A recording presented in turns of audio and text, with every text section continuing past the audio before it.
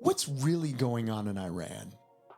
How do you survive a war, oppression, and racism, and still find success on the other end? Today's guest is a wrestling and sports Hall of Famer, former Olympic wrestling coach, and learned to wrestle knowing she would face the death penalty if she got caught. Welcome, Afsoon Roshanzamir Johnston, to the Full Potential Formula podcast. I'm your host, David Brownlee.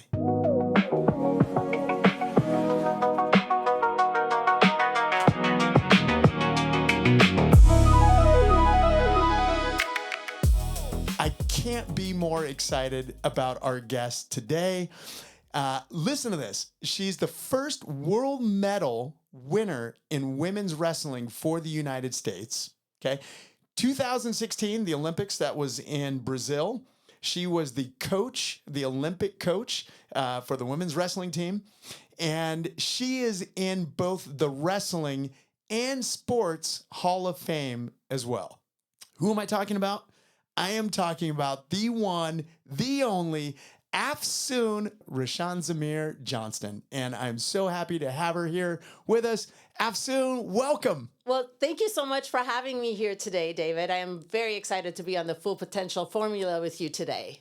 Oh, this is awesome. And we're going to talk about your journey.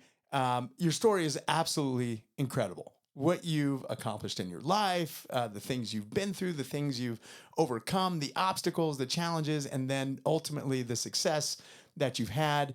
And you're also obviously from a place in the world right now that's having some real difficulties, which is Iran. And so I want to hear more about your story. And right now, for you, what are your feelings about what's going on in Iran right now? Yes, it's crazy times right now with what's going on around the world, and especially with Iran.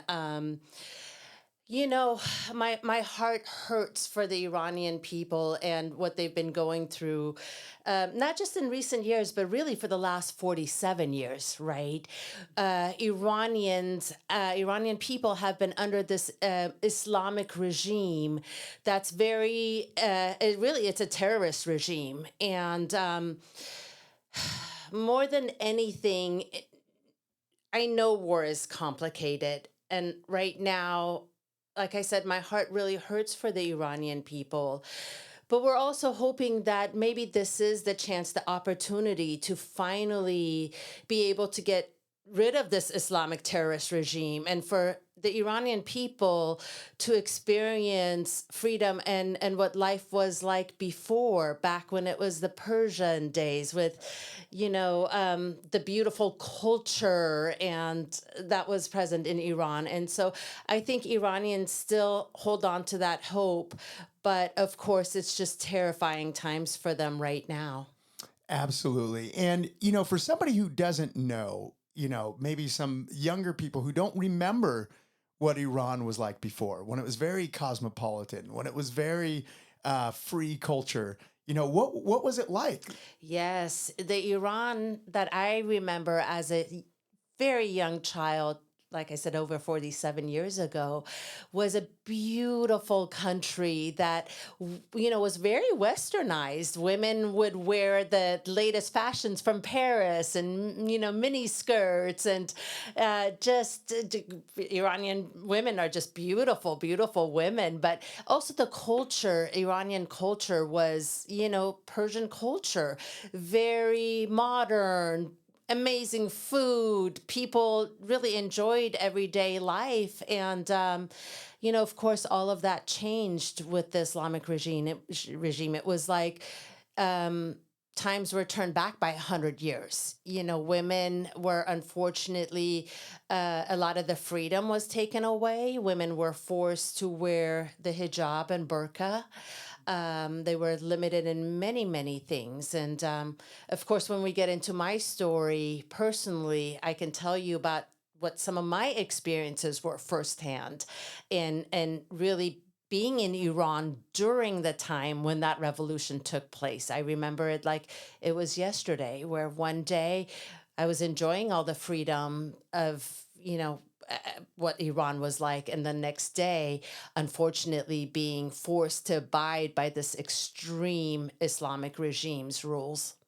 I think it's hard for a lot of people to imagine what that would be like. Like if you were in the US right now and we have all these freedoms, everything's great, and then literally overnight everything changes and you have Exactly. to abide by another law. And I don't think a lot of people internalize that and even realize that that's what happened. So I really want to get into your story, but before we start, I want to give you a gift. Thank you for being here. Listen, I know every major media outlet is calling you right now, especially with what's going on, to get your comment, to get your thoughts on what's happening in Iran and in the war. So I'm so glad for you to be here, sitting down with me.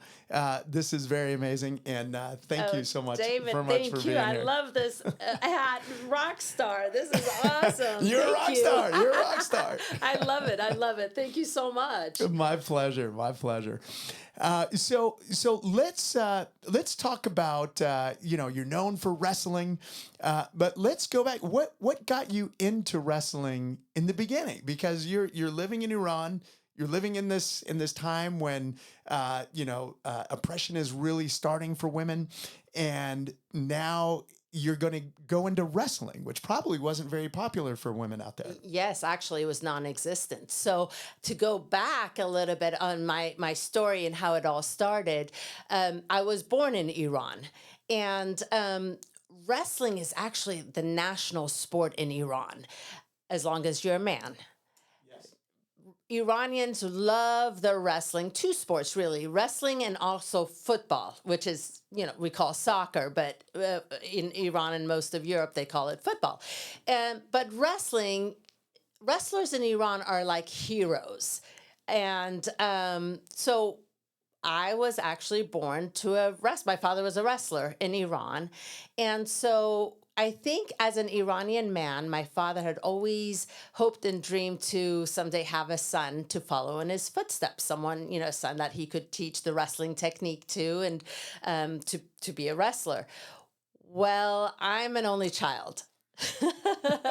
And so being born a girl and having my father having a daughter, and being an only child, I think my father thought, well, I guess she's going to be my only hope for ever having an offspring that's a wrestler. And so, I think he was very forward thinking for his time. And he looked at me and thought, well, she's got two arms, two legs. Shouldn't she be able to wrestle? Why can't I teach her wrestling technique to my daughter? It's a good way of, if she ever needed self-defense, but, it's just an amazing sport. And I'm going to teach my daughter how to wrestle.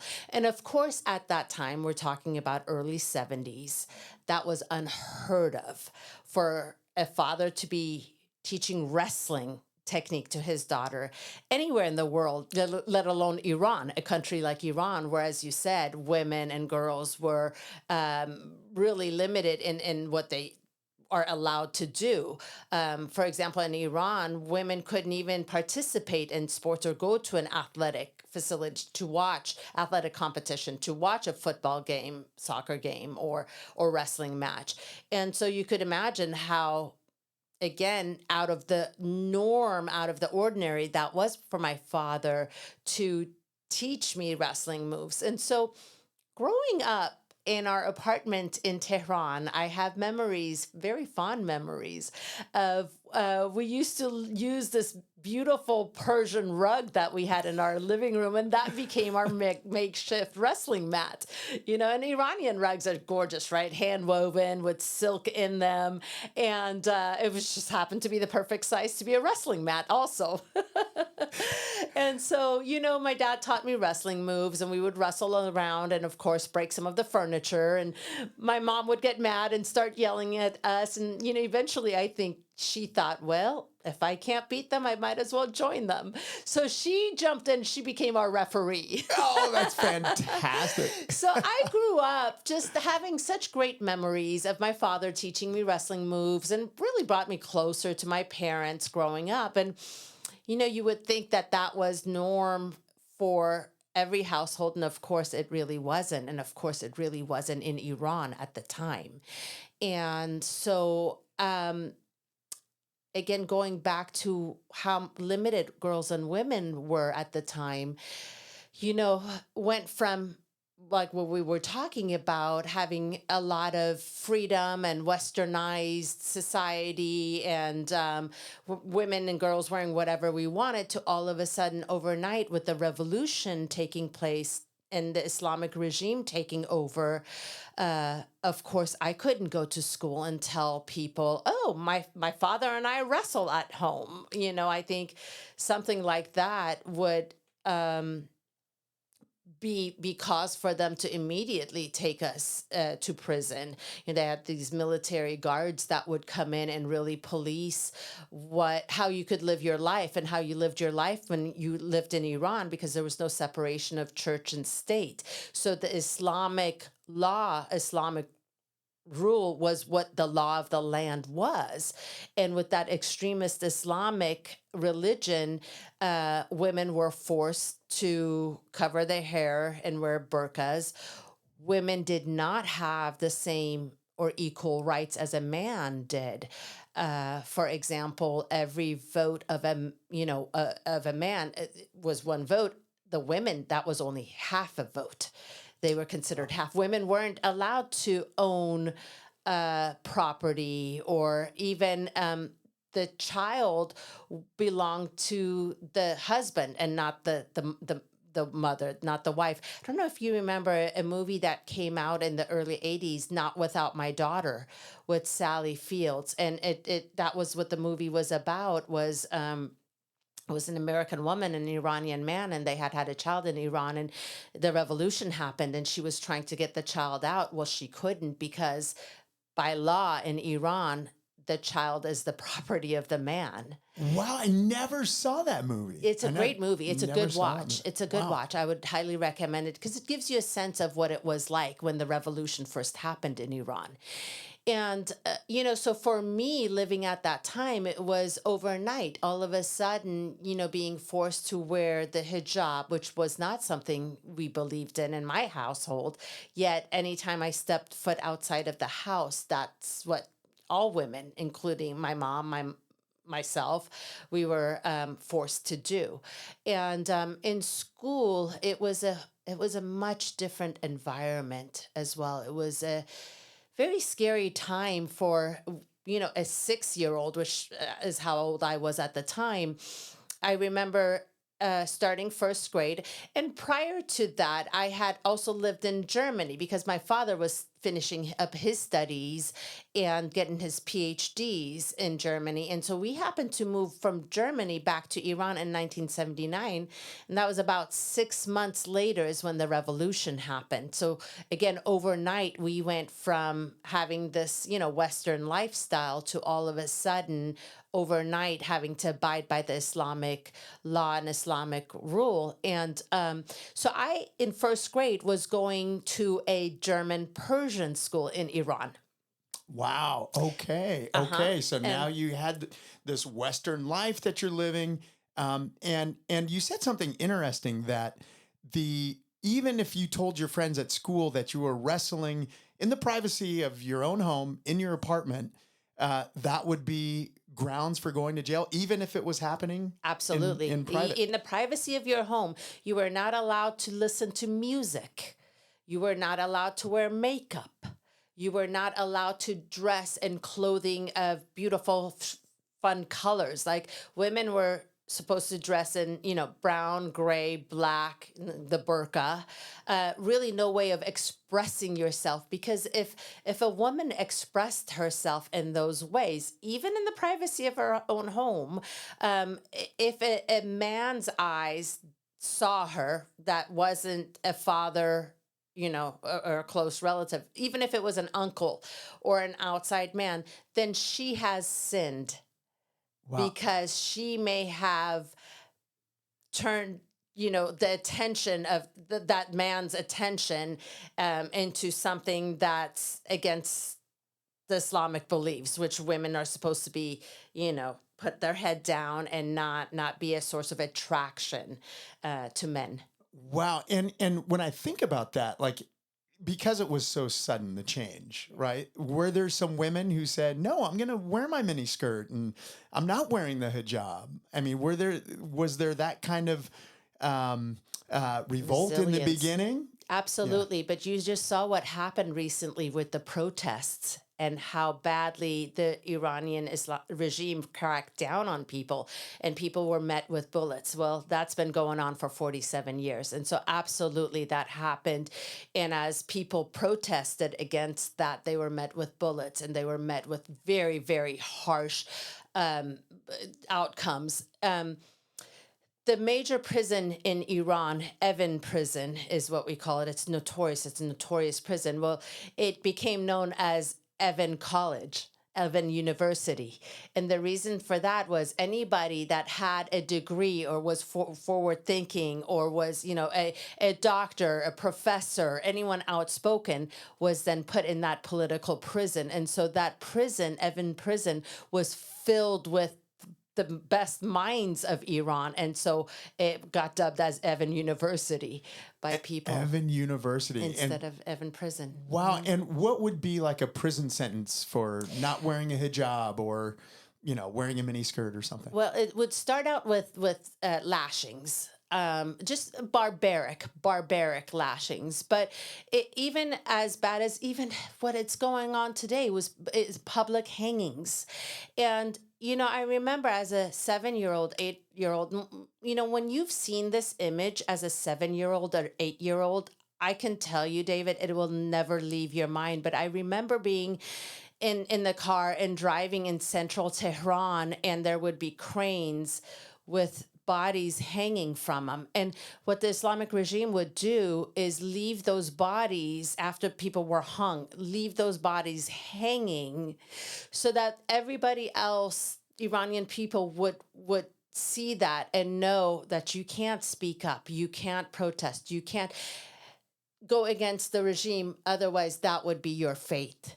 And to see these young girls being hung in public, young boys, and it's happening even today. It's 47 years later. That's they're executing the youth, young people for just going out in the streets and protesting against the regime. That's what they're being met with.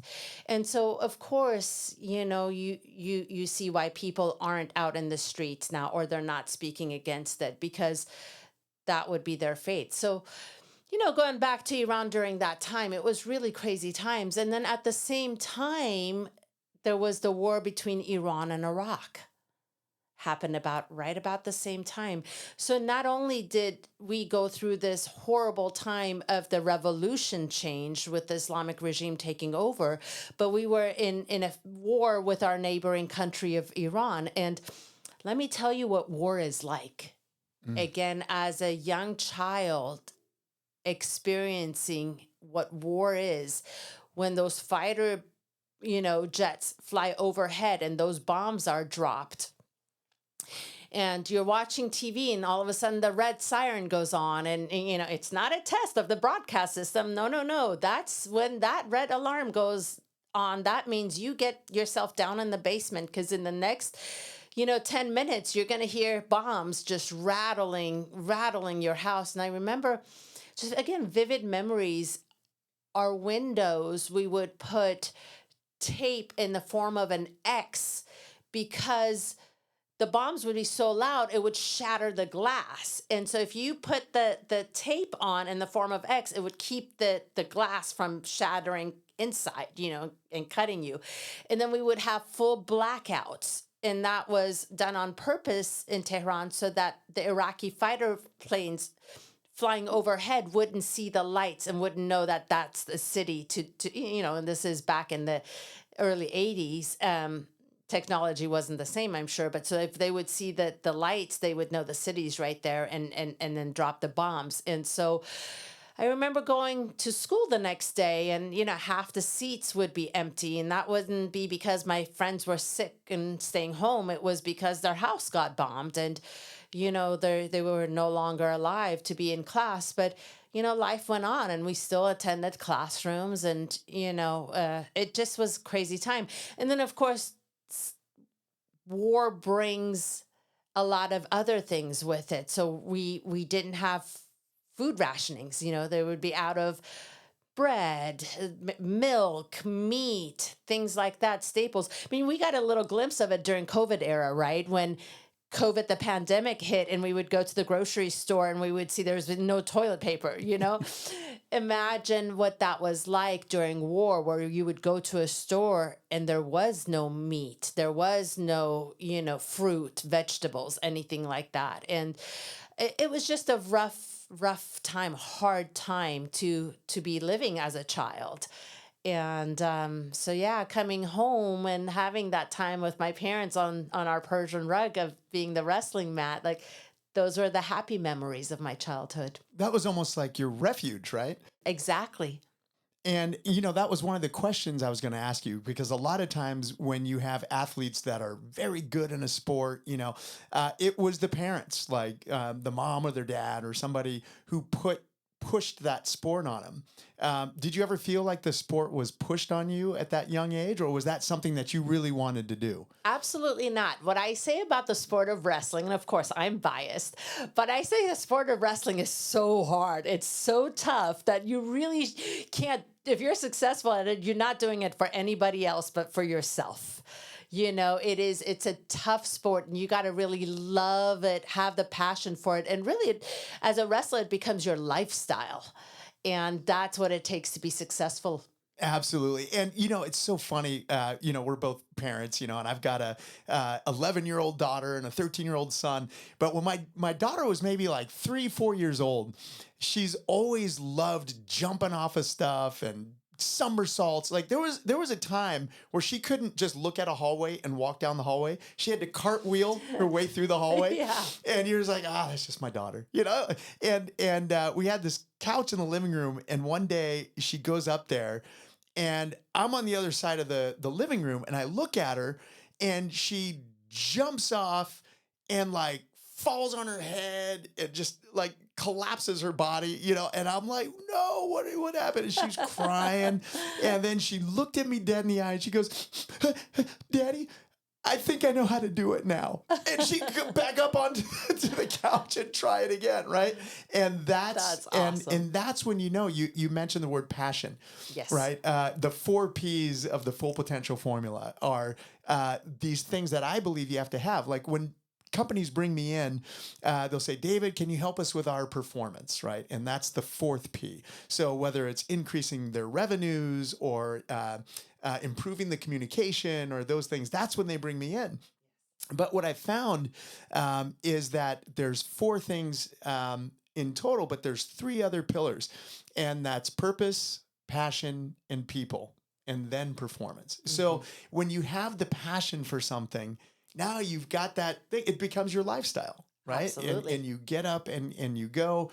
Right now I'm training for a bodybuilding competition, and I've got 3 weeks left. And I'm in this cutting stage, and in wrestling, the cutting stage, right? And so my mind might go away every now and then, but I'm in this cutting stage. But for me, the purpose, I've got young kids, and I'm no spring chicken. I want to be around for a while. So for me, that keeps me going, because I woke up, this morning, didn't want to go to the gym. I don't want to do the thing, but it becomes part of your lifestyle. And I love going to the gym, and I love fitness. And so that's the passion part as well. And my wife's a bodybuilder. And so we just have that healthy fitness lifestyle in our family, right? And so the people you surround yourself with, it matters. Absolutely. And now performance, of course I'm going to try to win the gold medal, right? Yes. So all these things come together, and that's so great that you had that as a child. And your dad must have known how dangerous it was. Like if a neighbor saw you wrestling, they could call the police essentially, right? Yes. And so him knowing that danger, how did he weigh out, okay, we're going to take this to the next level, from the living room to where was the next level? Where did you go to start wrestle after that? Yes. Good question. Yeah. And I love that, the 4 Ps. That's amazing. Yeah, that's a really good question. So obviously you're right. The passion was there, and my father loved the sport and wanted his offspring to continue it. And again, being a daughter, the passion was so strong that yeah, his people was me, right? Yeah. And but at the time it wasn't performance based, right? At the time it was, okay, this is something that I want to teach my daughter. And we didn't know that if it would go anywhere because it was done in secret and in our home. And for many years, we did not visit that. It was something that my dad taught me. I knew wrestling, and that was great. But we were in survival mode, right? We were just trying to stay alive during the war, during the Islamic Revolution, during the Islamic regime taking over Iran. We finally were able to flee the country and leave Iran and come to the United States as political asylums. So how did you get out of the country? Oh, that's a whole nother story. We That's got time because it's and the reason I want to ask you these questions is because and if you can answer them or not, because a lot of times as Americans when we see war, right, we'll have some politician tell us why we need to go to war and do whatever. Then we'll see some media things, some bombs dropping from a distance. You might see, some flashing lights or or whatever it is. But really getting your insight. Thank you for sharing that. Like that's what people need to understand is that war is a real thing, especially if you're trapped there. Like you go to school one day and your friend's not there because their house got bombed. I think as Americans or even Europeans or somebody who hasn't lived through that experience, war is just something you see on TV, lasts for a few months, but it really affects lives. And especially if you're in a regime where you're not allowed to leave, that's when it gets really scary. And how did you get out? I've got a lot of Iranian friends that have probably similar stories to you. How did you even get out and escape to the U.S.? Yes, yes, yeah. I mean, we were living under so much oppression in Iran at the time. And I think, again, being an only child and being a girl, my parents really wanted a better future for me. They wanted hope for me. And it's a huge sacrifice to leave the country that it's all that you've known, and risk everything and to come to a new country and there's so much unknown. But I think my parents ultimately decided to do that, and it was not easy. It was very difficult. So the way how it came about after 5 years of living in Iran under that oppressive regime, from 1979 till it was about 1984, that finally things had gotten a little bit, I wouldn't say looser, but just not as stringent, to where they were finally allowing some Iranians to leave the country for short amounts of time. And so my mom and I were under the same passport because I was a minor. And so we applied to say we're just going to go visit relatives in Germany, because remember, we had lived in Germany prior, and that we were going to just do a short visit and come right back. And what we had to do was leave our bank account, our house, all our belongings, and my father as collateral, that we are just going to go visit relatives in Germany and that we would be right back. But of course, we knew we weren't going to be right back. We knew that this was going to be trying the start of a new future, new life, really. And so my mom and I, again, knowing that risk, left Iran and went to Germany. We had relatives in Germany that we stayed with. And then once we were in Germany, we applied for political asylum from United States, and we were granted that. And that was really difficult, but by some miraculous, happenings, we were granted the political asylum. So my mom and I were able to come to the United States. Well, the problem then was we had to, of course, have left everything behind, which material things, it's fine. Once I think you work hard and you try, you can build your life back up. But my father is who we had left behind. And of course, that was the piece. It's not material things, it's people. And so when we knew my mom and I weren't going to come back to Iran, my dad had to go in hiding and in Iran. And to be able to get him out was a whole nother, it's almost like a movie. And I'll tell you how that happened. So my dad's brother, my uncles, lived in Germany and were German citizens and had German wives and had been living in Germany. And so they were able to smuggle my uncle's German passport to my dad in Iran. And so my father used his brother's German passport. And the way that German passport was at the time, it had my uncle's picture on there and my uncle's name. And at that time, it had like height, weight, all of that information in the passport. And so what they were able to do, my father, is they took my father's picture and put it on top of my uncle's picture in the German passport. Now, the problem with that was the corner of the picture was had an engraved stamp for authenticity, and corner of that stamp went over the picture.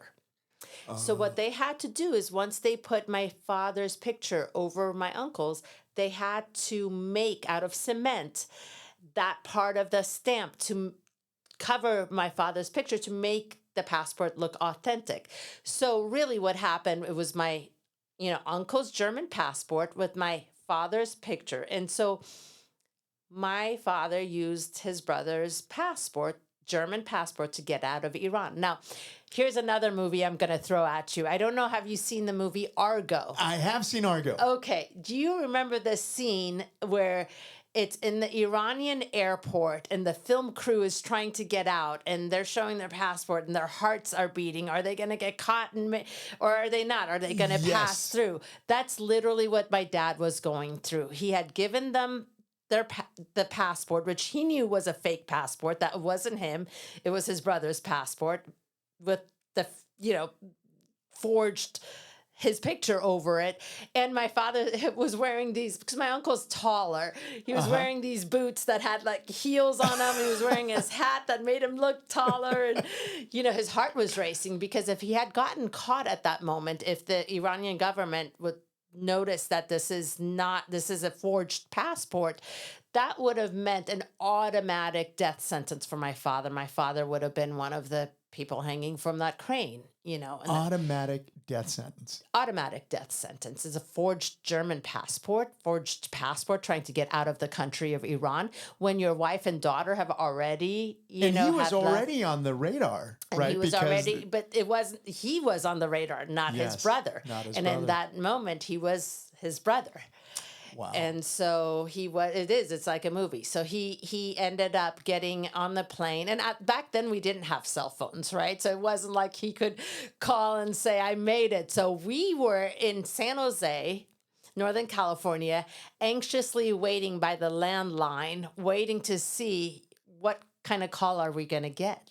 Are we going to get the call that he's been, captured and, they've killed him? Or are we going to get the call that, I've made it and I'm in Germany? And that was the call you got. And luckily, thank God, that was the call we got.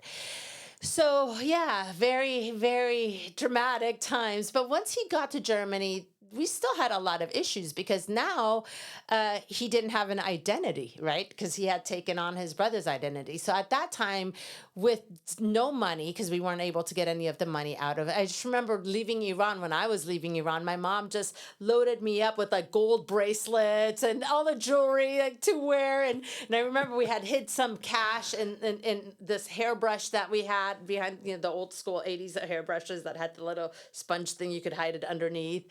That's amazing. Yeah, so we got out as much gold and money that we could out of Iran, but it still wasn't enough. And we had to hire immigration lawyers, right, to try to get my dad now from Germany to United States.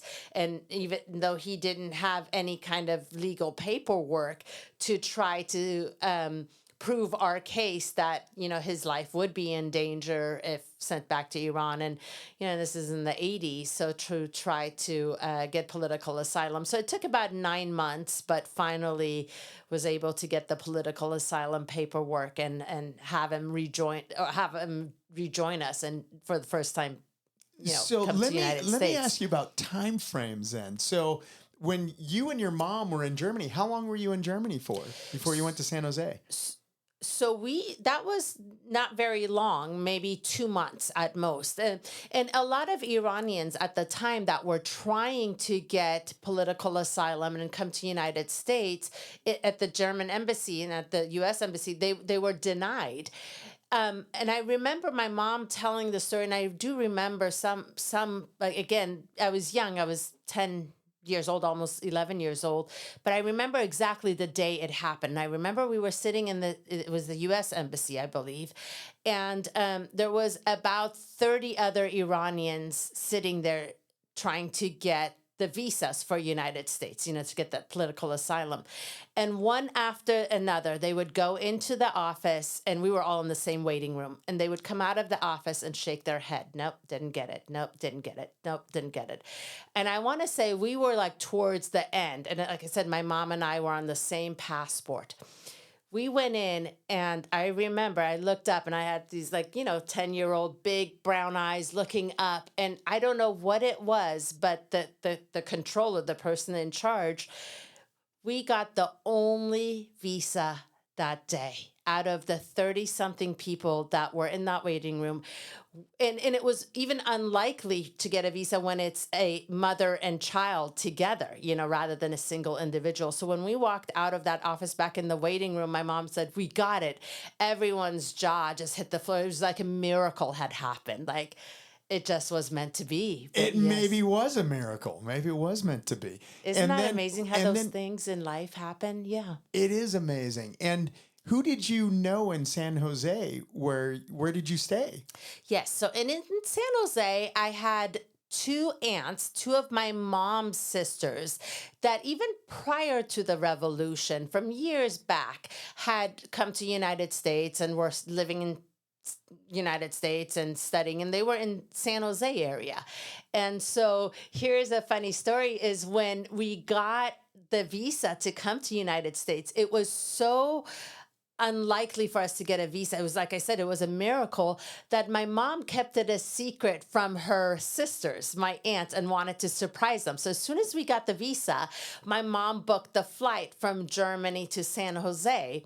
Well, we didn't know the distances and whatnot. So I remember we had a flight from Frankfurt to San Francisco, and then San Francisco to San Jose.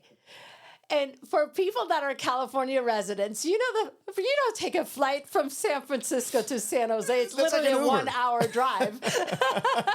But we didn't know the distance, right? So we got the flight, and my mom didn't tell her sisters because she wanted it to be a surprise. So we get on the flight, and we get to San Francisco. My mom and I, at that time, not speaking a single word of English, didn't know the language, and we're trying to get around asking people how to board the next flight from San Francisco to San Jose. Well, we finally get to the San Jose airport, and my mom, again, before cell phones, but there was the payphones, calls on the payphone and calls my aunt and says, "Can you come pick us up?"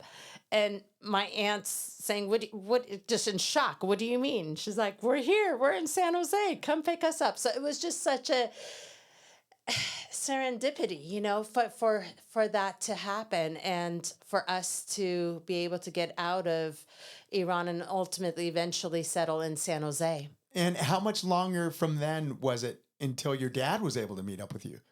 So it was almost a year. It was about 10 months, 10 months later that, all of that was. So, and I'll tell you, those 10 months were probably the most difficult of my entire life.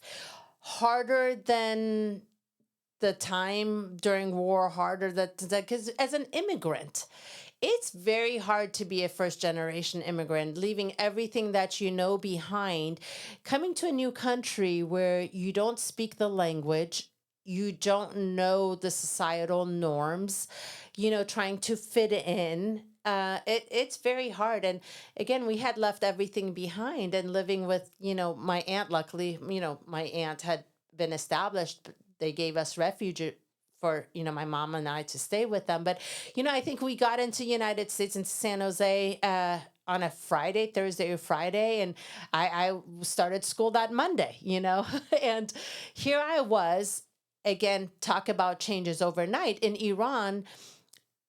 Because of all the changes that had happened, schools were separated. The boys and girls did not attend school. Boys and girls did not have any contact. In Iran, for example, the all girls school, where we had to do the Islamic prayer and we had to say death to United States and death to Israel. But we would start school and, we were in full burqas, and then school would get out early so that all the girls would get home, and then an hour later the boys' schools would get out, so that there would be zero interaction between boys and girls. So I didn't even know how to speak to a boy my age, because I didn't have any brothers. I wasn't allowed to in Iran interact with any boys. And here I am on Monday starting school in America with boys and girls in middle school. You could imagine. And it was culture shock for me. It was a complete culture shock, because boys and girls are at that age, I mean, you have an 11-year-old, they're starting to kind of realize who they are and maybe start to flirt a little, and here I am in the 6th grade classroom, just seeing like these boys have crushes on girls and writing them little notes on paper and crumbling it up and throwing it at them. And I didn't understand that behavior. I'm like, why are they doing that? And that piece of paper was a week's worth of homework for me back in Iran. Because again, Iran, we didn't have supplies. And so for me to do my homework in Iran, I would use that same piece of paper, write my homework, turn it in, and by candlelight, by the way, because we didn't have electricity. Electricity was shut off during the war. The next day would get that paper back, erase everything, and use that same piece of paper again for next day's homework. And, with supplies being so rationed here in the United States, I'm seeing just all the wastefulness. Just throwing paper at girls you have a crush on or whatever. And, exactly. And now you didn't speak a word of English. And I remember when I went to school in California, just outside of LA, and there was a friend of mine, Fareed. He had just come over from Iran, and he didn't speak a lick of English. And we would have lunch together. We tried to talk to each other, and he'd come over to my house and play. And my mom was very nice to him. And but slowly he started learning English. And I'll never forget, we had a book report that we had to do, and you could write it on little 3x5 note cards, and we're all going through and we're doing our book reports. And I went up there with my little 3x5 cards, and I'm reading, and did my book report. And I'll never forget, Fareed went up there, no note cards, and I'm like, oh God, what is about to happen? This is going to be a disaster, right? Fareed, very smart guy, memorized his whole book report and went up there and delivered it without cue cards, didn't even speak English, and he just rattled it off. And I'm like, this guy's a gangster, and it was funny. 30 years later, we had a reunion, a high school reunion, and he's very successful nowadays. He's an attorney and different things. And he came to me and he said, you and your family were always so nice to me. It was so hard when coming from Iran and not speaking English and the culture shock. And, so I got to see that through his eyes, and it must have been so difficult for you. How do you even, ask somebody for a pencil? Yes, exactly. I love the story you just said, David, because I had that one person. Her name was Kristen. To this day, I remember. And same exactly what you just said. She took me under her wing. She taught me English. She would take me to her home, and her mom would cook, for us. And even though most kids at that time were really mean. There's a lot of bullies in middle school, and it's a tough time. But, you could imagine in the 80s, I would tell people when I first started learning the language, people would come up to me and say, oh, you have an accent. Where are you from? And I would say, oh, I'm from Iran. I'm Iranian. And again, remember that was right after the American hostage crisis. That was when Iran was a bad word. And so these kids would see what was going on the news and listen to parents that said, "Oh, those Iranians," and so they would say, "Oh, you're a terrorist. Get out of our country. What are you doing here? You're a terrorist." And so I had a lot of kids be very, very mean, and it was a tough time. But Kristen, like you, took really just you remember those people that make a huge difference in your life. And so thank you for being that friend to your friend. And Kristen was that friend to me. And it made all the difference in the world. That is so great. And when we think about, there's so much to it, because when you're in middle school anyway, you're trying to fit in, right? And then being different and being from a different country, and myself, I grew up in a predominantly white neighborhood, and there was only a handful of black families. And I had racism that, like all name calling and all types of things, and even things that make you uncomfortable that people don't do on purpose, right? Like we go swimming and people look at my hair. I had a little afro back then, and they'd be like, "Does your hair even get wet? Are you what's the matter with you? Of course it's get wet, right?" And they'd cut and touch your hair, and just being different, right, is so hard to get by sometimes for young people. And even if you're a young person today, what advice would you give to somebody who's trying to get past just being different today? How did you get through it? Yeah, being different is ultimately what brought me all my success. Ironically, because I was different when I started wrestling, because the girls didn't wrestle, and I did pave the path. And I think I embraced it. I embraced being different. It's hard when you're younger and you don't have the perspective. But as you get older, I think being different is great, because you can pave the path and then educate people. And you know, um, for me, I think that's what brought me a lot of my success, is actually the fact that embracing being different. And it, for me, for example, because women's wrestling, girls wrestling hadn't been done before, well, why not? I'm going to open up that doorway. I'm going to open up that path, and look at where girls wrestling and women's wrestling has come now. Maybe at that time people didn't understand it, but by educating them and having the confidence in myself and knowing what I'm doing is the right thing, having that confidence in myself. It may not have been done before, but look at it now. Sometimes you have to educate people when you're the first, or when you're the one that's different. But eventually people will catch up and learn. And, like I said, for me, it's what led me to my success. That's amazing. Okay. So now in the story, you get out of Iran. You've got all these wrestling skills, at least on the Persian rug, right? You're like the Persian rug champion wrestler of Iran, and then you come. You're in San Jose. How do you transition now those skills that you have and the love you have for the sport? Because women's wrestling didn't exist even in this country at that point, right? Correct. So what was the transition? How did it come about where you got to actually start training and practicing and ultimately competing? Yeah, that's a really good question. So again, remember when I was saying that it was just so hard in middle school, and because being from Iran and being different, people were calling me terrorist, and no one really wanted to be my friend.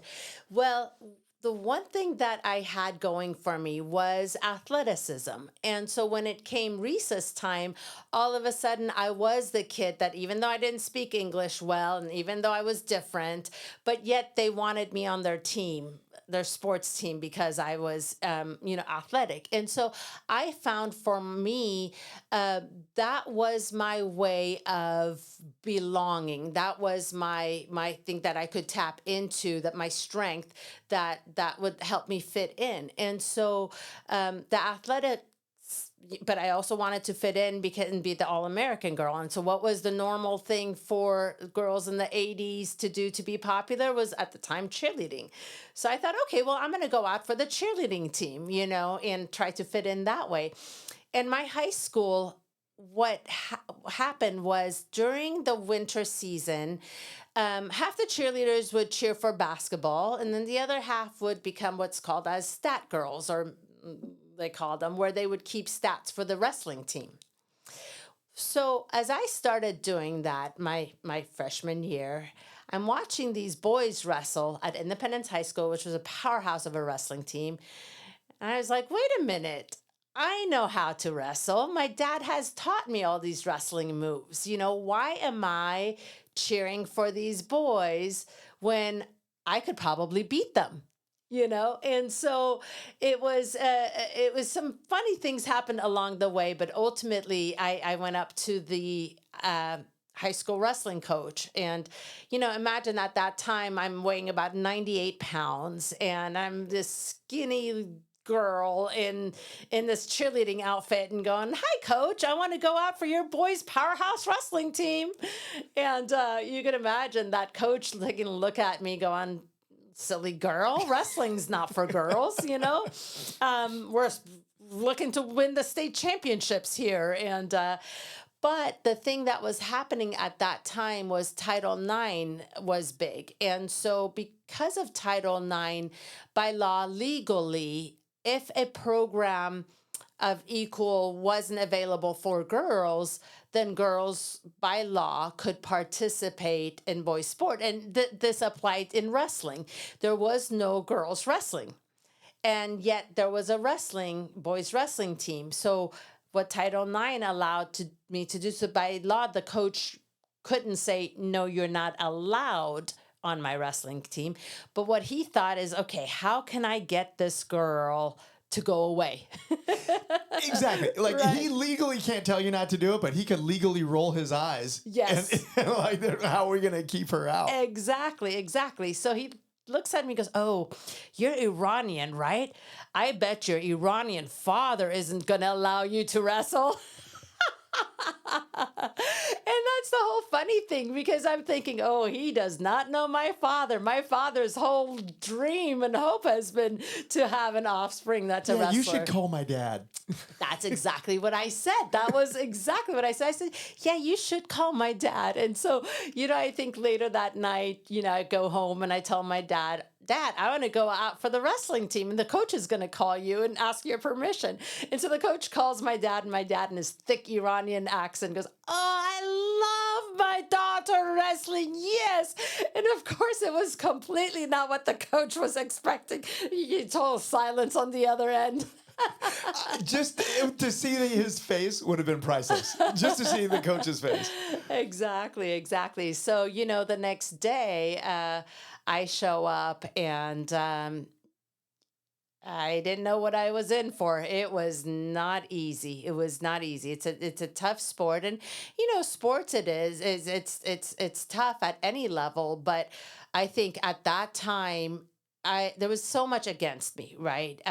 First off, I'm a girl trying to, be successful in a boys' sport. And wrestling physically against boys. And then there was the whole social and people aspect of it. It just wasn't the popular thing to do. What is this girl doing? What is she out there to prove? Is she wanting media attention? Is she out there because she wants to roll around with the boys? What is it? And, the simple truth of it was I loved the sport and didn't know, like, just because I'm a girl, why should that stop me from, again, having that passion, wanting to participate in this sport that I loved so much. Yeah. And can you remember that first day? If you go back and you think about all the boys, how many boys were on the team roughly?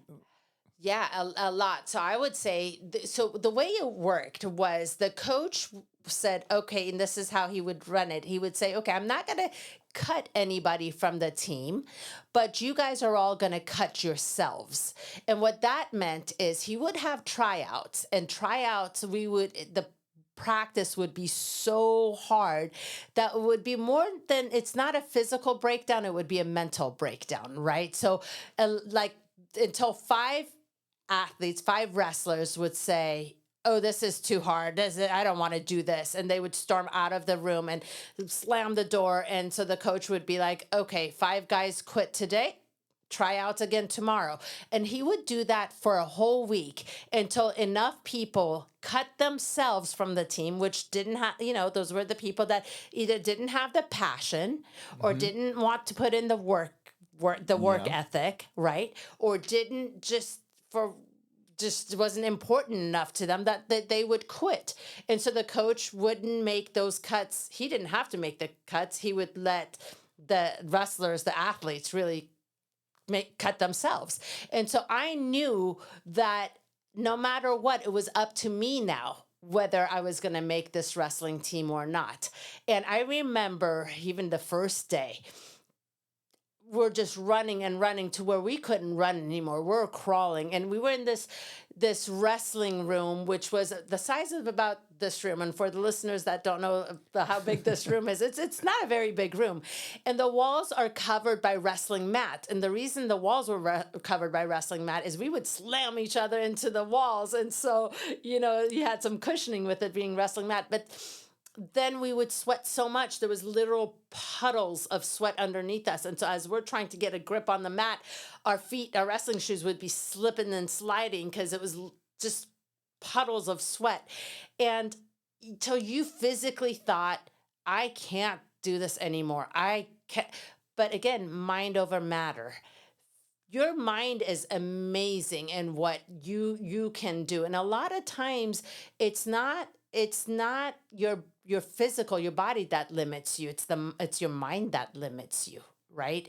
And so if you can just have that strong mental, that strong mind, and that's what I had. I was like, no matter what, I'm not gonna quit. And so whether it was like literally, I think that last day I was like crawling, but I was still moving and just not quitting. And so by the end of that week, tryout started Monday. By that Friday, we had our team of who was willing to put in the hard work and was mentally strong enough and passionate enough to want to make that Independence High School wrestling team. And that was our team. And so we started with 120 guys maybe, and we were down to I would say about 40 wrestlers, 39 guys and me. 39 guys and you. And so imagine those 120 guys that first day, and they see this 98-pound girl, coming there. How did they treat you? How did they look at you? What were they laughing like? Oh, yeah. Good luck. She'll be gone before the end of the first hour. Exactly. Just like you said, that was the initial mindset and really I remember overhearing the coach saying, just ignore her. She'll go away, Your coach said that. Well, the first day. Yeah, exactly. Because that's what everybody thought is, she's going to quit. This isn't, girls don't wrestle. This is going to be too hard for her and whatnot. And respect is something that's earned. Yes. Right? Respect. You don't walk in on the first day and go, I'm so and so, and have everybody respect you. Life doesn't work that way.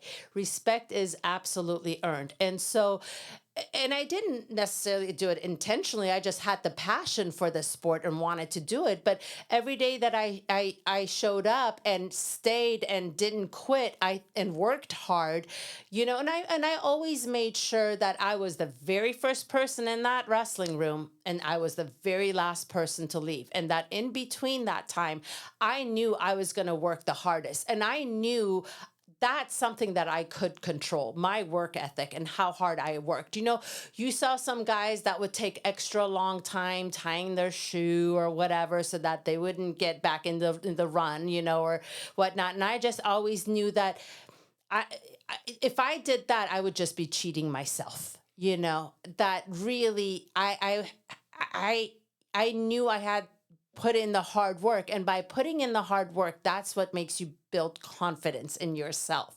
And with that confidence and work, and not that I was trying to prove anything, but then that's, I think, when the respect was earned by the other wrestlers around me. And I'll tell you a fun story I remember. So you're right. Day one, it was like, she's going to quit. Just ignore her, or laughing it off, or there's a girl, ha, ha, ha.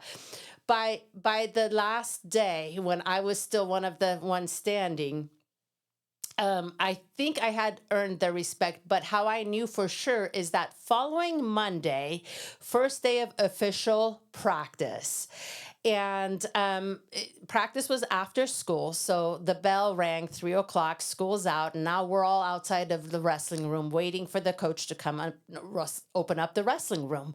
And the bunch of guys were standing there, the wrestlers that had made the team.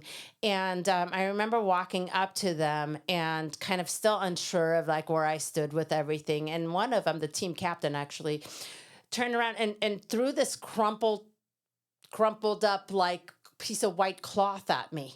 And I kind of screamed and threw it back at him. And I thought, oh, here come the jokes. It's probably a jock strap, or whatever. They're trying to make fun of me. And so threw it back at them. And he goes, what?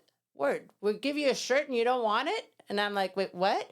And I picked it up and it was an Independence High School wrestling t-shirt. And they said, yeah, you're part of the team, right? We all have one of these. And it was just and I was just like, well, why did you throw it at me? They're like, well, what did you expect us to iron it and fold it and give it to you? You're part of the team now. That's how we do it. And so that was truly a moment that they showed me that not only did they respect me, but they took me in as one of their own. I was part of the team. That's amazing. I mean, what a great story. I mean, there's so much to unpack here. And, if you go back to where, when you first started and you showed up and you hear your coach make that comment, like, just ignore, she's not going to last. Like, how did you internalize that? Like, how did that make you feel? Were you like sad or like, maybe I shouldn't be doing this? Or was it more like, you have no idea what I've been through in Iran? Like, this is nothing. And it changes your mindset. Or was there maybe even both? Things that you're feeling? A few things I think come to mind. I think it is a mix of emotions. First off, I knew there was absolutely no quitting. That word was not going to exist in my vocabulary. It was something that I had started, and to me, what it felt like is when you first get into a roller coaster, and you might be afraid of roller coasters, but you sit inside the roller coaster and that bar comes down and it's now you're seated, now you're trapped in, and you're going for a ride and it's going to be a crazy ride, but you've already committed to this and you're going to go through the entire ride. You're going to go through the ups and downs. You're going to go through the thrills and screams but you're not going to give up in between. There is no quitting. You're going to have to see this ride completely out. That's what it felt like to me. I've done this. I've started this. I've committed to this. I'm in for the ride. Quitting is not part of the vocabulary. I love that. So, and you hear that about superstars like yourself, like just, I'm not going to quit. And when you mentioned a little bit earlier about your mindset, and your mind tells you, I'm going to get there early and I'm going to be the last to leave. All the greats that you hear about in sports, they're the first ones there and they're the last ones to leave. And, and it's funny when you talk about commitment and I'm not quitting and not giving yourself a way to quit. If you're in a roller coaster and you're doing 60 miles an hour and you've got the lap, you can't just jump out, right? It's funny, when I turned 50, my buddies and I and some clients and some people that are just great people, there was a dozen of us and we wanted to do an adventure, right? Make it look like we're still young, we're still we love adventure. You and I spoke off camera about loving adventure and different things to do. So a buddy of mine that I went to Boy Scouts with when we grew up, he actually had a TV show called Dangerous Waters, and this is where he gets on a jet ski, modified jet ski, and they go around the world, right? Him and these other guys, and I think they even got captured by the Russians once. Steve, you got to check that for me on one of the episodes. But they're out there doing that, and so every year, my buddy Steve, he would call me and he'd say, Dave, come on, do the adventure. We're going on the adventure. I'm like, okay, yeah, man, sounds good. But you're always busy. We're always doing something else, right? And I'm like, well, what is this adventure anyway? One year he calls when I'm 50. He says, what we're going to do is we're going to jump on modified jet skis and we're going to go from Ketchikan, Alaska to Juneau, Alaska. And I think it was about 500 miles or something like that. And we get on these, these outfitted jet skis, and they've got 2 gas tanks on the back of the jet ski. So if you can imagine this, we got a jet ski, 2 gas tanks on the back, or you fill it up in the front like a motorcycle, and then all the foam that's in the front, there's like a little hatch that's in the front of the jet ski. and you put all your stuff in there. So, all the clothes you wear and anything that you want goes in there, and everything goes on this jet ski. And then, you're thinking like, well, it's some cold waters, we're doing they call it the inner passage in Alaska. So we all get in there and we're wearing dry suits. So it's almost like skiing, right? So you're wearing, like your jeans, your socks, a shirt. You don't want anything cotton, actually, if you can avoid it, right? So moisture wicking stuff, and you put it all on. And now you put on this dry suit. And this is to keep the water out. It's like if you're scuba diving and you don't, in really cold water, you want to keep everything out. And then you put on some gloves and some booties. Then you jump on this jet ski and you start your adventure. And the very first day, the swell came through, and we probably hit 1,000 swells, like 3-4 feet, and it's just like bam, bam, bam, bam. And you've got sunglasses on, so it's really hard to see. And I'm like, what did I get myself into? So now you're in the middle of this inner passageway, and you're getting bombarded by waves and everything. And I'm like, it's going to be like this. The adventure is supposed to be about 6 days or so, 6-7 days. And we start going, and in the first 5 hours, we were just getting pummeled. But it's like being in that roller coaster. Where are you going to go? You can't get out. You they just keep going. And one of my buddies, his jet ski broke down, so we had to tow his jet ski. He was on. They have a couple guides with us that were helping, so he had to get on the back of the guides, and so we're driving along. And then the next few days, the weather broke, which was amazing. And you've got a 40,000-pound humpback whale, maybe 50 yards from you. That just comes up and down. We saw bears. We saw bald eagles. I mean, it was absolutely amazing. And now we get this experience that not everybody gets to have. It was so worth it. Yes. We got to see. We went out to glaciers. That was a rough day. But at the very end of it, you're out in front of this glacier. And then later in the afternoon, once we got back to where we started from, we got in one of those float planes, the planes that take off of the water. Never been in one of those in my life. Get in one of those, we take off, and we flew over the same glacier. So when you see a glacier from the front, it just looks like a giant cliff. But when you get over the glacier, you can see how it winds through the canyons for miles and miles and miles. It was unbelievable. And then, of course, we had a drink with glacier ice, 10,000-year-old ice, right, in your glass, So it was absolutely amazing. And at the end of it, we conquered that trip, right? And we had success in our adventure. But the very first thing is to strap in and not give yourself an out. So when you were in that room slipping in the puddles of sweat, which is a great visual, by the way, and and getting through there and getting to the other side, you've got people that are against you, you've got societal norms and everything, and getting out on the other side, you earned respect and you had the skill to make the team. Yes. And a great adventure along the way, right? Like you were saying, when you take these risks, and I shouldn't say even risks, but when you do these adventures and allow yourself to experience these things, it is very rewarding. If you put in the work, if you stay with it, if you keep an open mind, it is very, very rewarding. That's amazing. And when was it in your career that you really started to be like, hey, I'm really good at this, and start seeing success? Yeah. So, success, it's definitely not an overnight thing. It takes a lot. In fact, when I do my talks, I ask people, in the audience, I go, my first year wrestling, how many matches do you think I've won? People raise their hand. Oh, you won 2, you won 4, you won 50, I go, nope, I'll tell you the answer. I won 0 matches.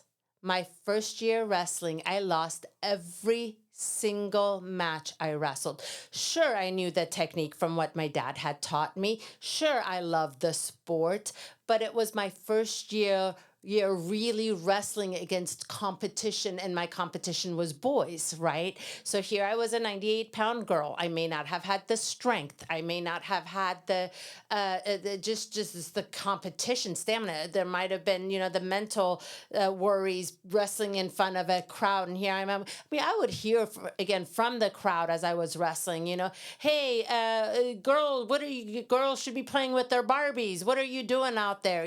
Things like that. And so there was a lot. So that first year wrestling, I had no wins. I've lost every single match I wrestled. And at that point, I decided, okay, now if I'm really going to do this, and I'll tell you what actually came as a deciding point on it. My very last match of the season, I was actually finally winning. I was wrestling this guy and I was up. The score was 4-3. I was up by 1 point. 30 seconds left in the match. And I'm thinking, oh my goodness, I might actually win a match finally. I mean, guys are stronger. And I think this boy that I was wrestling panicked that, oh no, I'm going to lose to a girl, right? So he picks me up and does what's called a full Nelson, which is an illegal move. Picks me up and just body slams me. And next thing I know is I hear a crack. And I'm on the mat and I'm going, oh my gosh, I can't move my arm. I think something's broken. And the referee says, you want to continue? And I said, yes, I want to continue. And of course, you see my father and my coach from the corner jumping in and go, no, we're done.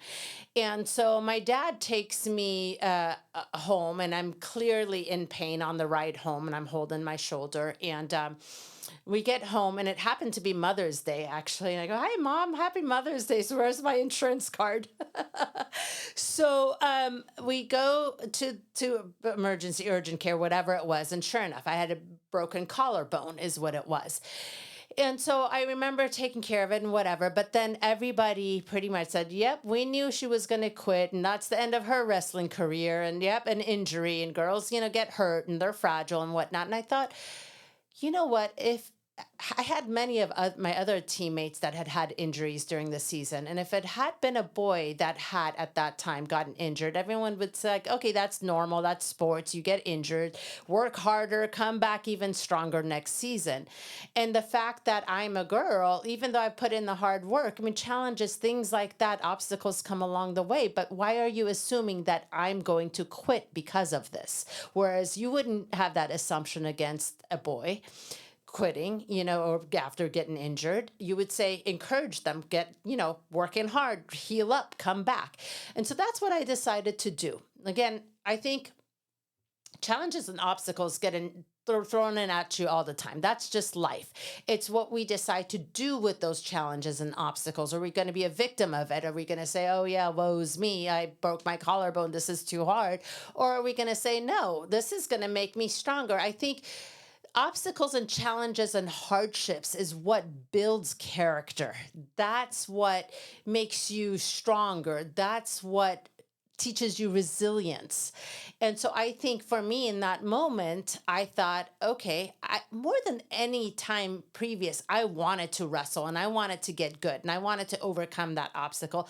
And I'll tell you, my coach turned into a second father for me. That summer, off season, when no one was looking, we trained harder than any other wrestler I knew of that summer. He would be knocking at my window at 5 a.m. And I remember we would go running and streets would be pitch black, like dark. Nothing had opened up, and I had a 6 a.m. shift at Carl's Jr. at the time. I would open up the restaurant at 6, so we had to get our run in at 5 a.m. And so then after my shift, we would go and do one-on-one practices with my coach. Like I said, my coach I think I earned his respect too. And he's like, I'm going to help this girl. She really wants to be a good wrestler and make it. And we have a really solid wrestling team. So I better catch her up to the guy wrestlers. And so that summer we put in so many hours. Like I said, when I know nobody else was training, we were training. And came back my sophomore year, my very first match. I won the match 17-2, which is a technical superiority, and I had a winning record that season. That's amazing. Yeah. What an amazing story. And when you think about that, how many people, or especially in high school, right? You were in high school at this point. Yes. How many high schoolers would wake up at 5, go train, go work at Carl's Jr. all day, Yeah. come back and train some more, and then do that every single day? You How know- many adults will do that? Well, You know? absolutely, they should. David, it's interesting because I just recently came across like an old box of things that I had from high school.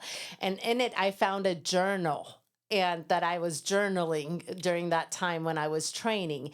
And I remember in the journal specifically writing in there, I know nobody worked as hard as I did today. I know with 100% confidence that I have worked every one of my opponents, future opponents today.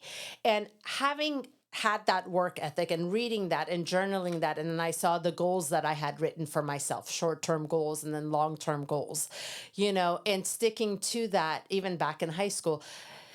I think again that's what success happens is built over time, and by me putting in that work and like reading those journal notes that I knew that I had outworked everybody that day. That's what gave me the confidence of stepping on the mat and winning those matches, right? And you can apply that to anything, whether it's in the workforce, whether it's, a student going in for taking an exam. When you know you have studied for that test, you walk into that exam with that confidence and knowing you're going to get a good grade because you have put in the work, right? Versus a student that walks into that test, that exam, and knows they haven't studied. That's when they're going to be nervous. That's when they're not going to have the confidence. But by putting in the work, that's what gives you the confidence. And that's what then you're going to have that success. Absolutely. A lot of people ask me, like, where do you get confidence from? How can I be more confident? You get confidence by doing the thing Yes. and getting a result. Yes. And it's like this loop, right? You do a thing, you get a positive result, your confidence goes up. You do Yes. it, you do it again, you get another result, and your confidence goes up. And it keeps going and keeps going. There's no shortcuts. You got to put in the work. Yes. Yes. And you talked about not quitting. Right. And working harder than anybody else. And nobody worked as hard as me today. Mm-hmm. Where do you think you got that from? And do you think it has to be in you already? Or can somebody build that up, that no quit, work ethic, work harder? Where do you get that from? That's And do you think anybody can get it? That's a really, really good question. First and foremost, I think you're going to, again, going back to the P, have the passion. You've got to love it. You've got to believe in it. You've got to have that passion. I can see it both ways, whether outside influences, factor into it or not. On one hand, I had success when everyone was rooting against me, and I knew I still could do it. I had the confidence and I was going to do it despite everybody else. But I also had that success when I had the positive, once I did make it and everyone's like, oh, great, good job, keep going. So I think more than anything, you can't control your outside factors as much, but you can control yourself and your inner factors. And so to have that passion and to have that within yourself, I really think first and foremost, it has to come from that. It has to come from within yourself. I love that. Can't control the outside factors, but you can control yourself, your Yes. inside factors.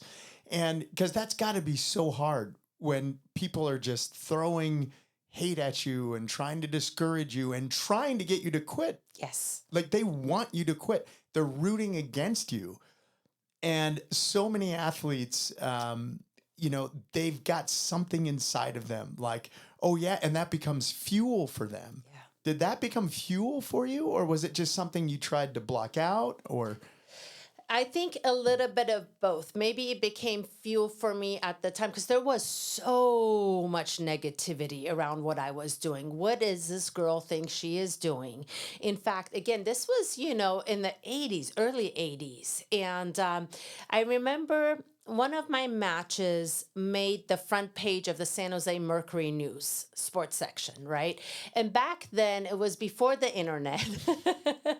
Yeah, what's I'm a really aging newspaper? myself. But we had the white pages. And Roshanzamir wasn't a common last name, of course. And so our number was listed. Do you know how much hate phone calls we got at the time? People calling in, it was landlines. My father would answer the phone, what do you think you're doing? What are you doing letting your daughter wrestle with boys? What do you think you're trying to prove? And just, all kinds of just threats and just negativity. So I do think part of it was that feel like I'm going to prove everybody wrong. I love this sport, and just because I'm a girl, I shouldn't have this be coming at me. Like, I know I'm in the right. I know what I'm doing is right. And people will eventually see that. And that's, I think, was the fuel. Like, I knew I was in the right. I knew what I was doing. I love the sport. I had the passion. Why shouldn't I be doing this thing that I love so much? So part of that was, I think, the fuel. But honestly, the other part was I just did block it out. Because again, I knew this is, regardless whether I'm going to have positive or negative, whatever, this is my course and this is what I'm going to do. So I'm going to block out some of the outside noise. Did you ever feel like maybe I should quit? Or maybe there's too much negativity? Or maybe this isn't a good thing? Or maybe it's the wrong decision? Maybe I shouldn't be doing this? Did that ever cross your mind or no? Yes, not enough to the point where I thought I would quit, but I did question, am I crazy for doing this? Am I doing something that's not right? Is this something that society says it's not okay for girls to do? And why am I doing this? Am I crazy? Like, enough people said it to where I started doubting, am I the one in the wrong? But again, once women's wrestling, by the way, the number one fastest growing sport in high school for girls is girls wrestling. And so that gives me validity looking back now, saying, okay, I wasn't crazy. And this is my legacy. I mean, women's wrestling is an Olympic sport now, fully, college scholarships are given for women's wrestling. It's boomed, it's grown, and just that gives me validity that, okay, what I was doing was right. And again, back then, when you're the first in doing something, when you're the pioneer, when you're a trailblazer, when everyone has told you, no, this is wrong, you can't do this, and you push forward regardless because you know this is the right thing and you have the passion to do it, then when it comes full circle, now it's so sweet. It just gives me a lot of validity, and now it's become my legacy, right? Now I'm privileged enough to go and talk to these girls and women, and even in other countries that are starting girls and women's wrestling, and to be able to speak to them and say, yes, maybe I was one of the first in this country, but now you may be one of the first in this country. And now it's really grown to where, like I said, back when I would tell people, oh, I wrestle, the number one reaction would be, well, girls wrestle? It was a surprise. Whereas now it's an Olympic sport and you watch women's wrestling on TV. Yes. And I want to talk more about that. I mean, I want to ask you, was there a point where, I know everything is so gradual, right? Because a lot of young people today think that success comes quickly. I could watch 5 or 6 YouTube videos and now I'm an expert, right? And you and I know that it's a much longer process. And when you're in it, you don't always notice when the shift happens. Was there a certain moment where you were just kind of aware of a moment where now, oh my gosh, it's accepted? And oh my God, okay, now I really am successful in this thing and people are behind me now. Like, was there a moment when it shifted for you? There's lots of those moments that you remember that were turning points, but one that maybe I could remember where I thought, okay, this was when women's wrestling finally did debut in the Olympics, right? And that was 2004 is when women's wrestling debuted in that Olympics. And I had just retired the quad before that in 2000, because in 2000, I wasn't sure we were hoping that women's wrestling would get into the 2000 Olympics, and so I was still holding on for that. At that time, I had just gotten married, wanted to start a family. I, my master's in physical therapy, wanted to start with my career, but yet I was still training in hopes of being an Olympian, women's wrestling being in the 2000 Olympics. Well, 2000 Olympics came, and unfortunately, women's wrestling was not added at that Olympics. So then I was at a crossroad, which I know a lot of women sometimes are in that crossroad. What do I want to do? And I had the choice. Do I want to go ahead and retire and start a family, get going with my career? Or do I want to train for another 4 years, put everything on my life on hold, but chase that Olympic dream? And so ultimately, I chose in 2000 to retire and ended up having, going on with my career. And 2004 comes around, and now women's wrestling is being added into the Olympics. And it's August of 2004. And I happened to be 9 months pregnant with my daughter. And as any 9-month pregnant woman can tell you, we're very emotional during that time with all hormones all over the place and whatnot. And I'm watching the Olympics on TV, and I'm watching everyone that I've ever wrestled and beat here competing in the Olympics on TV. And I just remember just tears streaming down my face. And I'm thinking, are these tears of sadness because, this had been my dream for so long, and here I am sitting at home, but yet, everyone I've beat is now competing in the Olympics? Or are these tears of joy because women's wrestling finally I wasn't wrong all those years back. Look at where it is now. Look at the success. Women's wrestling is legit, and it's an Olympic sport. And ironically, I gave birth to my daughter the same day that women's wrestling was debuting in the Olympics. And so I look at her and I call her my Olympic gold medal.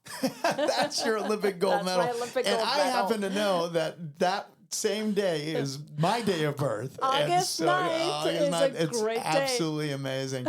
And it's so often, like you said, we come to this crossroads and something happens in our life. And all those years you spent, from wrestling in your living room in secrecy, really life or death situation if you had gotten caught, to making that wrestling team and everybody, throwing out mean things to, like you shouldn't be here, and then the cultural shift moving from, Iran to the US and all those hardships, and then having that goal, right, to finally get to the Olympics and being 9 months pregnant, which is one of the greatest gifts, right? I'm sure. But having to decide, like, okay, are these tears of joy, right? Or are these tears of sadness? And they're going to take you in two totally different directions. If you're like, this is tears of sadness, I can't believe I missed it. What did I do? And blah, blah, blah. That can spiral very quickly into a different path. And clearly, you probably experienced some of that, which is natural. But then on the other side, you ultimately chose the path of legacy and happiness. And, oh my gosh, I wasn't crazy. All those years of hardship and being the pioneer, there's the old adage, I don't know if it's good or bad, but it says if you're the pioneer, there's arrows in your back, right? Like that's what they talk about. And not everybody can go through that kind of struggle and come out on the other side. And it's amazing testament to you and your fortitude and never quitting and believing in yourself and believing what you're doing is right, even when everything around you is telling you that you're wrong. Thank you, David. You know that cliche where there's a will, there's a way, right? Yes. So for me to add to that story, because I didn't get to be an Olympic athlete. It was, again, didn't happen, but I was able to then have my legacy be a part of it. I still had that itch that needed scratching, right?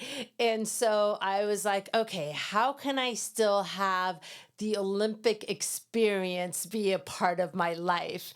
And so that's why even after having my kids and doing my career, I decided to come back to the sport in the capacity of a coach. And ultimately, I was able to be a part of the coaching staff for that 2016 Olympics and still be able to have that Olympic experience in some way or form, right? Still made it happen as a coach. And it was very surreal. It was full circle, and it was absolutely amazing. That's amazing. And being a coach for those young Olympians, being able to lift them up and see that next generation and lifting them up and into becoming great wrestlers, that must have been fulfilling for you. Absolutely. Fulfillment and meaning. And have you looked back now and attached a purpose to what all that means? I think I tell the younger generation now this as well. I say, give back, come and give back. Like if it filled your purpose and it filled your passion and you had amazing people around you doing that, you have to have the perspective to come and give back. Keep growing, keep it. So for me, I think, again, it was my legacy. It did overcome a lot of obstacles. It did pave a lot of new paths for these kids to follow. And women's wrestling is amazing and great where it is now. But we have to keep it going for it to continue to have the success. You can't say, oh, okay, I got what I needed out of it and now I'm done. No, you have to give back for the next generation, educate,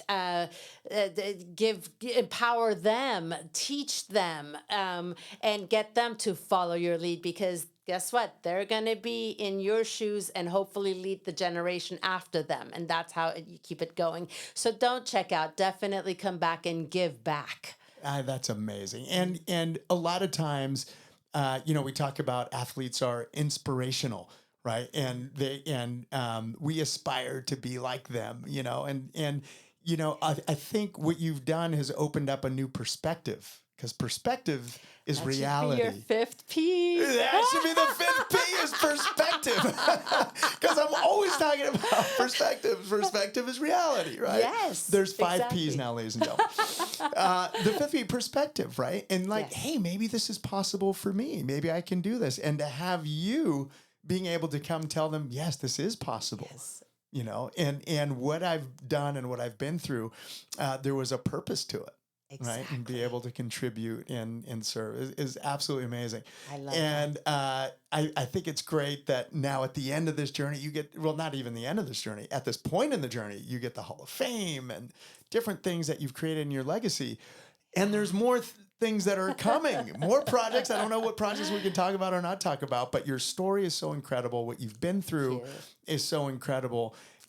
I feel like your full potential hasn't even been reached yet. Oh, thank you so much. Still going. It's still going. Is there anything that you want to talk about that you're working on now, or how people can get in touch with you? Yeah, there's a lot of very, very cool projects that I'm working on right now, and every day is a little bit different, which I also love. Life is an adventure, and so a lot of cool projects coming my way. There's some documentaries that are being done on I'm hoping someday my story will be a feature film. Would love that.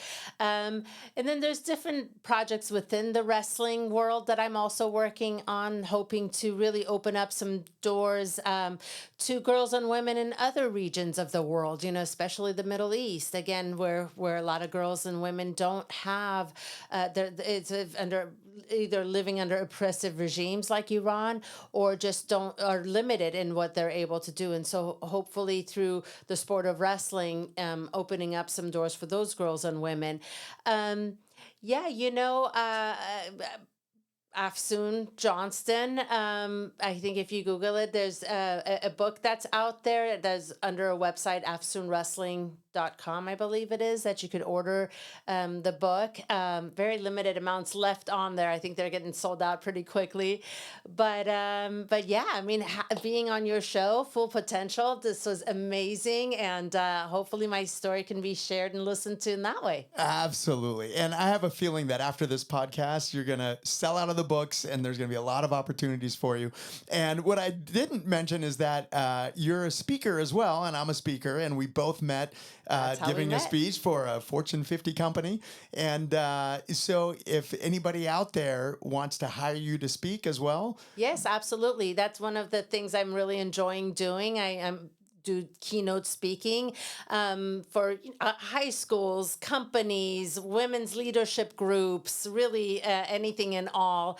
And again, if you just look up Afsoon Johnston and my email, afsoonjohnston@yahoo.com. Easy way to get a hold of me, and I can send you all the information and excellent. And share my story. That information is right here on the screen too, and they can click on it. Perfect. Well, thanks for being here. I know everybody's after you right now, and I'm so glad that you were able to sit down with myself. And we will see you again. We could keep this conversation going forever. Right. Do you promise you'll come back? I promise to be back. Thank you so much for having me. This was so much fun. Loved hearing your stories as well, David. Excellent. Awesome. All right. We will see you guys in the next episode.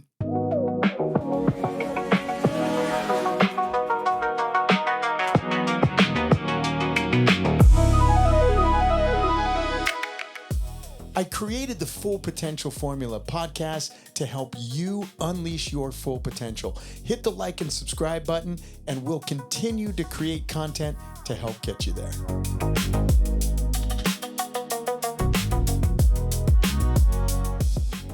Love you guys. We'll see you on the next one.